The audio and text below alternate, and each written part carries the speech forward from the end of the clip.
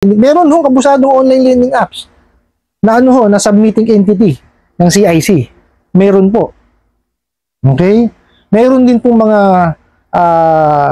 abusadong online lending apps na pagkalaki-laki ng interest rate na na submitting entity ng CIC. O, di ba? Paano kung matapat kayo ron? Ma-submit kayo, di ba may mantsa na ho kayo? Hindi pa man ho kayo naghahanap buhay, may mantsa na pangalan po ninyo. May nagtanong sa akin, paano dun po sa work na nilagay? Dahil estudyante pa lang, kaya ang nilagay ay small business or factory worker or staff. Makakasuhan din po ba yan? Alright, napakagandang katanungan po nito. No? Maraming salamat po sa pagpapadala niyo po ng katanungan. Pero bago ho natin siya sagutin, imbitahan ko muna sana kayo na pakisuportahan po sana yung aking mga social media accounts sa YouTube, Facebook, and TikTok. Okay. Ang katanungan niyo po is, kumbaga, naglagay kayo ng work, no, dun sa sa application na kayo ay small business, factory worker or staff. No, pero estudyante pa lang po kayo. Okay. Tanong niyo po kung makakasuhan. Okay. Ganito po 'yan pangkalahatan itong sagot ko Ang sa kasagutan po kasi diyan is yes. Okay? Kasi bakit yes? Kasi yan, fraud. No? Panlilin lang ho kasi yan. Okay? Kasi kung yan lumusot, for example, nakahiram kayo, sa pamamagitan po ng pandaraya at panininlang. Okay? Kasi estudyante pa lang po kayo Di po ba? Ang katotohanan, estudyante kayo. So, hindi kayo business owner o wala ho kayong trabaho talaga. Di po ba? So, panlilin lang po yan. Di ba? Dinideceive nyo ho sila. Kasi ang estafa po, ang definition niyan is, pagka kayo ay naka-acquire, nakakuha kayo o nakahiram kayo, sa pamamagitan po ng panlilin lang, o di sa pandaraya, yan, estafa po yun. Yun po ang ibig sabihin ng estafa. Kaya wag niyo hong gagawin yun. Tsaka, in the first place po, estudyante po kayo. Ano ho ipababayad niyo kung sakasakali? Di po ba? Kasi, pagka nanghiram kayo, dapat yan, bayaran niyo pagdating doon sa due date. Okay? Ganito ho yan, kaya ho kasi maraming ganyan ngayon. Nakita niyo ho, yan na ho yung problema na idinudulot nitong mga abusadong online lending apps na to. Bakit? Okay. Kasi nga ho, hindi ho sila nagki-credit investigate, hindi sila nagbe-verify, hindi sila nag-evaluate. Kaya tuloy, akala po ng karamihan ng ating mga kababayan, ganun ang pangungutang. Okay? Pwede kang mag-apply, bibigyan ka lang ng pera, okay na. O di kaya, ang nangyayari kasi ngayon, fill out lang yung application form, yung apps nila, talagay kung ano yung mga dapat ilagay doon, magbibigay ho ng ID, tapos cellphone number, bibigyan na ng pera. Okay? Yun ho ang alam ngayon ng mga bagong nanghihiram, which is mali. Okay? Hindi ho tama yun. Kasi dapat yan, kayo ho sa sarili nyo mismo, ini-evaluate nyo muna kung kaya ko ba talagang bayaran pagka nanghiram ako. Di ba? Kasi pagka nanghiram ho kayo, dapat ho yan, ibalik nyo rin.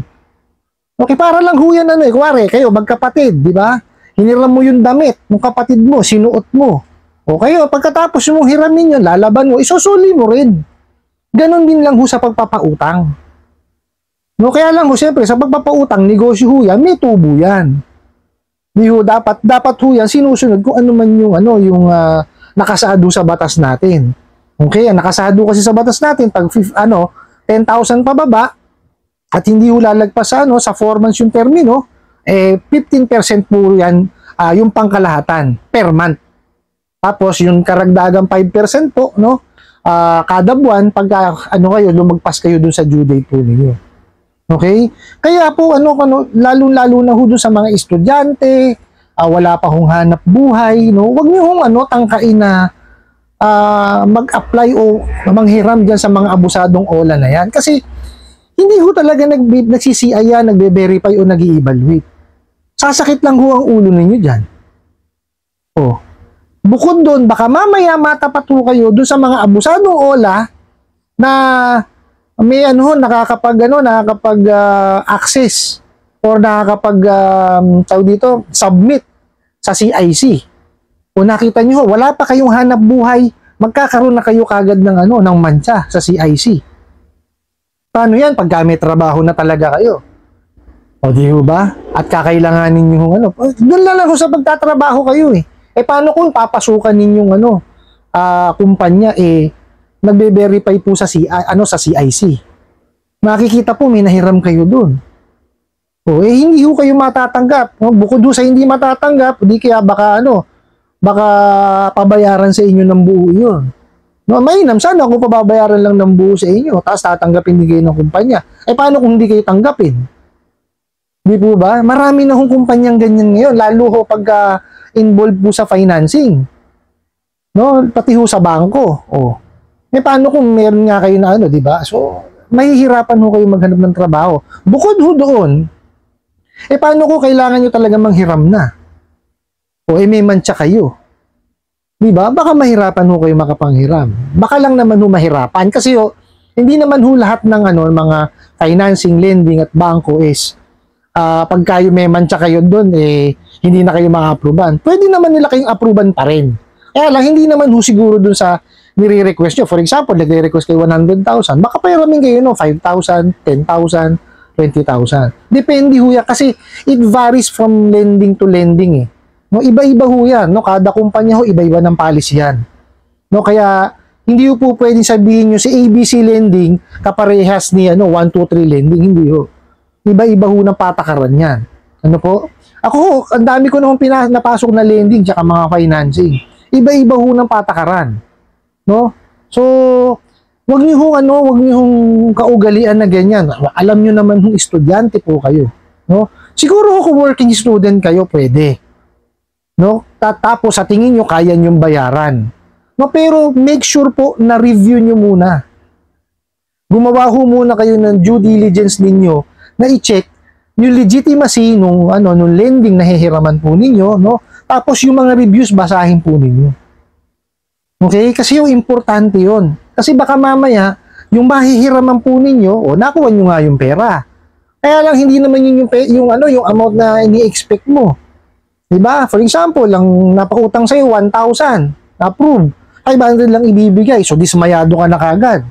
Diba? Tapos, ang nakalagay dun sa advertisement nila, 30 days, yung pala, 7 days lang. Diba? Tapos, pagkataas-taas pa ng interest, 10% per day.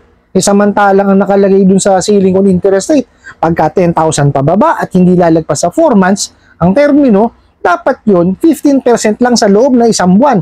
Sila, sa loob po na isang buwan 15%. Hindi ho 7 days. Samantalang sila, 1 day nila, 10%.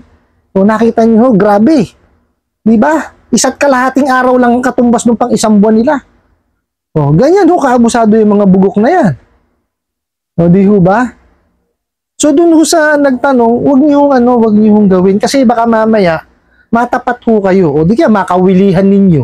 Diba? Yan ho kasi mahirap dun sa nangyayari ngayon na first time manghihiram, akala ho nila yung tamang pangungutang is kagaya dun sa mga abusadong online lending apps. Hindi ho ganyan. No?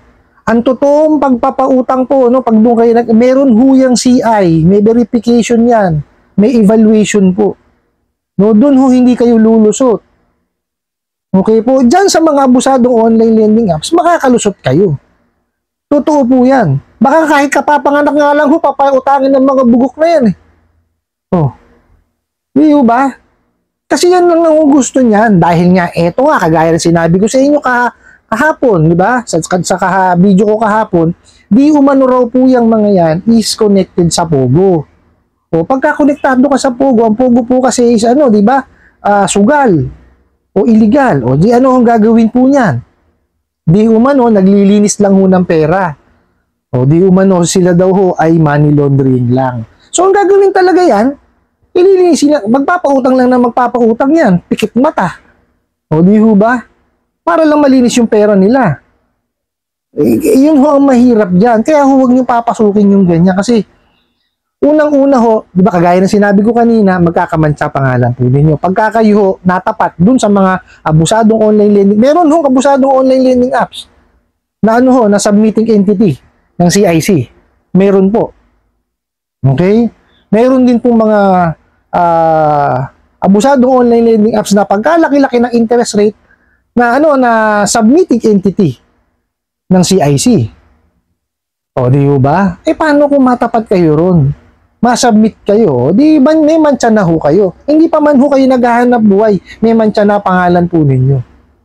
So, huwag niyo hong tangkain. No? Kasi ho yan, kung matapat kayo sa bangko, sa lending, sa financing na legitimate, at kunwari lumusot, okay, for example, bugok yung CI, talagang tinamad siguro mag-credit investigate, inapprovean. Ngayon, nalaman, fraudulent yung ginawa ninyo, naglagay kayo ng trabaho samantalang estudyante kayo, maaari po kayo makasuhan ng estafa. Ang estafa po is a criminal case. May kulong po yan. Bukod po sa kulong, mayroon pa ho kayong penalty. Mayroon pa kayong ibibigay sa kanila. Tapos lahat po ng nagastos niyan, no, sa attorney's fee, filing fee, and everything, kasama po dun sa babayaran po ninyo. Napakasakit po nun. Di po ba? Kaya huwag niyo hong gagawin. Okay po? Kasi ayun nga, magkakamantsa na pangalan nyo, magkakaproblema pa kayo. No, so, ang sa akin na lang, kung meron man ho kayong nahiram ngayon sa online lending apps na yan, pag-ipunan nyo po't bayaran. Di kaya manghingi kayo ng tulong sa inyong mga magulang. Okay po? Kasi kasi ang dapat naman ho talaga, yung mga magulang natin, di ba, obligasyon naman ho talaga ng magulang pag-aralin ng mga anak. Kaya lang ho, syempre, kung yung anak nakikita na walang kakayanan o medyo kulang, diba, yung kinikita ng magulang at gustong tumulong para makapag-aral sila, diba, may mga naghahanap buhay. Ako ho, produkto ho ako, working student din ako, nung ako'y kolehiyo. Okay po, nakita ko ho na talagang hindi kulang So, nagtrabaho ako at nag-aral, pinagsabay ko ho yan. Okay, pero kung okay sana kung gano'n, working student, paano ho kung ano? Kung estudyante lang ho talaga, wala naman trabaho, hindi niyo ho mababayaran yan. Okay? Kasi pag nanghiram, kailangan bayaran. May tubo ho yan. No? Sana ho lang ho, nabigay ko or naliwanagan ho kayo dun sa aking explanation. Okay po? I hope nasagot ko po itong katanungan na to at sana po'y makatulong. Maraming salamat po sa inyong walang sawang pagsuporta at panonood sa aking mga videos. Maraming salamat po sa inyong pag-like, pag-share, pag-comment at pagtatanong. And kunin ko na rin po itong opportunity na to na imbitahan po sana kayo na pakisuportahan po sana yung aking mga social media account sa YouTube, Facebook, and TikTok. Hanggang sa muli po, yun lang.